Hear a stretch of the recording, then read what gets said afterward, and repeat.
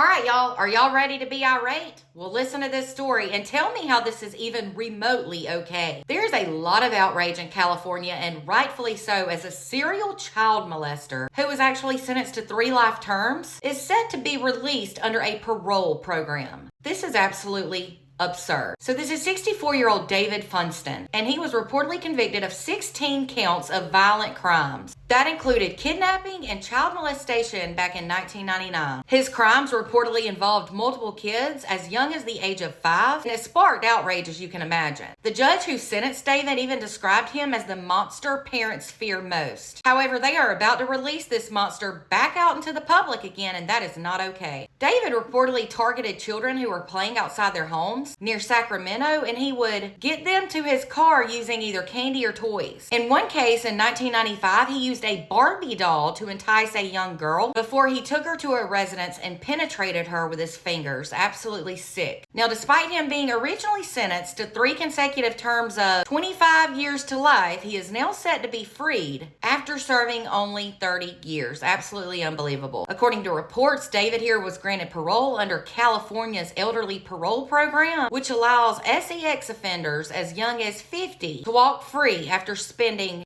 at least 20 years behind bars. Well, that program sucks is all I can say. Some lawmakers and state senators are furious about this decision. California State Senator Suzette Valdarez reportedly said if Governor Newsom can sign laws with loopholes and appoint the people who make parole decisions, then it's his responsibility to step in and right this wrong, and I totally agree with her.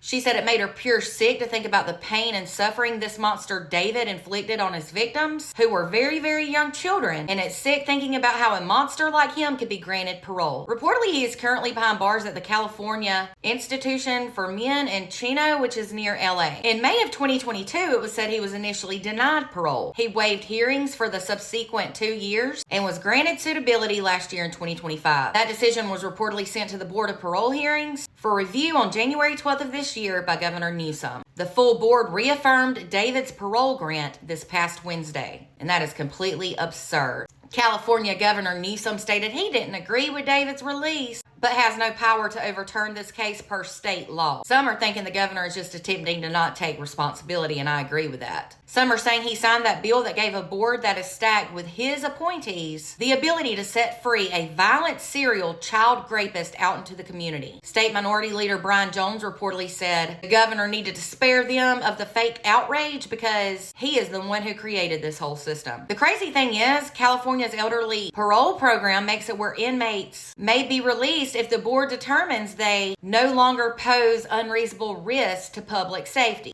He literally raped young children. Drop the G. He is always a danger. Unfortunately, this program does not exclude murderers or sex offenders. It was said David here was deemed no longer to be dangerous because he had done self-help and therapy and sex offender treatment classes. Who gives a shit? Excuse my language. You know, another crazy thing about this case, David here admitted once that pedophilia was a lifelong condition, yet he's going to be released. The Sacramento County Sheriff Jim Cooper reportedly called the decision to release this monster dead wrong, and he said, "What the hell is happening in California?" In my opinion, somebody who does these types of crimes, they don't deserve a second chance. The kids he abused and raped, they don't get second chances in life. They have to deal with the trauma their whole lives. This absolutely makes me irate. He should really be under the jail, not in jail, but that didn't happen. And now he's being released. That is in no way justice for those victims. Let me know your thoughts, and for more true crime, be sure to follow and subscribe if you're on YouTube.